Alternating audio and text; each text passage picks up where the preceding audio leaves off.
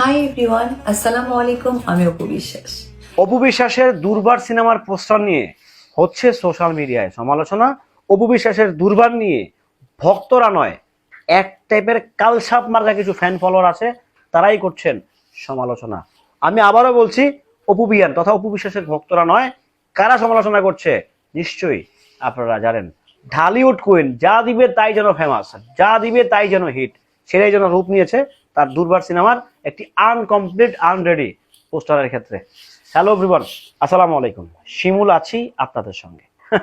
কি অবস্থা ভাই ব্রাদার, কেমন আছেন সবাই? রীতিমতো অনেকে বলেছেন ভাই কই কুইনের ভিডিও, কবে কুইনের ভিডিও তো দিচ্ছি, ধীরে সময় দিতে হবে, তো ধীরে সুস্থ রিল্যাক্সে দিতে হবে ভাই, ভেবে চিনতে বলতে হবে। কুইন বলতে কথা, আমি সোশ্যাল মিডিয়ায় একটা জিনিস খুব নোট করছি যে ওনার দুর্বার সিনেমার যে পোস্টারটি উনি ওনার ব্যক্তিগত ওয়ালে শেয়ার করেছেন ফেসবুকে, সেটা নিয়ে নানা রকম আলোচনা, নানা রকম সমালোচনা, নানা রকম গুঞ্জন কিন্তু শোনা যাচ্ছে যে এটা একটা গোজামিল একটা সিনেমা হতে যাচ্ছে, গোজামিল একটা ভাবসাব। সো আমি যারা এই কমেন্টগুলো করছেন সবাই প্রতি রেসপেক্ট এবং সম্মান রেখে বলছি, একটা পোস্টার দেখে একটা সিনেমা কখনো বিশ্লেষণ করা যায় না। এক, দ্বিতীয় কথা হচ্ছে দুর্বার একটা তো অফিসিয়াল পোস্টার, সেটা ফ্যানমেড পোস্টার হইতে পারে। অপু বিশ্বাসের ভালোবাসা ভালো লাগা জায়গাতে সে শেয়ার করতে পারে তার ওয়ালে। ভাই, যেটা আপনার কাছে আখ্যাত সেটা আমার কাছে সুপার হইতে পারে, যেটা আপনার কাছে জঘন্য সেটা আমার কাছে অস্থির লাগতে পারে, স্বাভাবিক, সিম্পল। ধরেন সে ফর এক্সাম্পল শাকিব খানের গোলই সিনেমা, আমি একটু গোলইতে যাই। ধরেন গোলই ম্যাক্সিমাম লোকের কাছে ভাল লাগে নাই, কিন্তু অনেক লোকের কাছে ভাল লাগে না। বাট বিশ্বাস করেন, সিনেমাটা আমার কাছে এত ভাল লাগছে, সিটে হচ্ছে মশা, এই যে সার্পক আছে না, সার্পকা সিটে, বগুড়া সোনিয়াতে চলছে। তা আমি নিজে হলে গিয়ে 6বার দেখছি।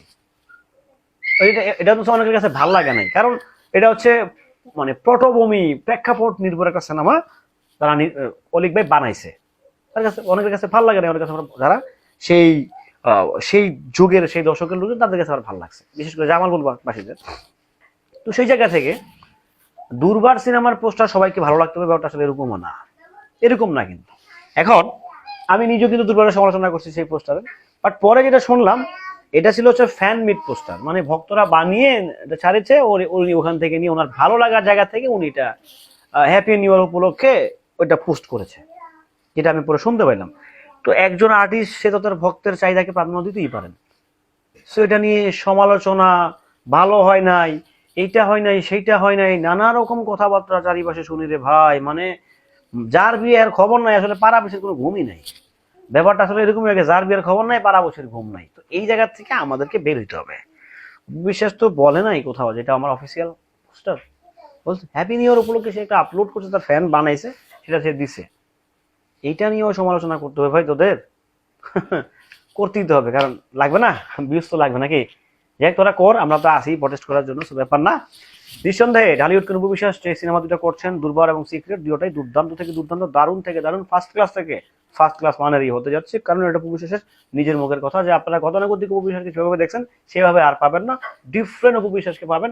কয়েকবার তিনি ব্যাপারটাকে নোট করছেন, কয়েকবারই কিন্তু উনি বলছেন যে আপনারা ডিফারেন্ট অপু বিশ্বাসকে পাবেন।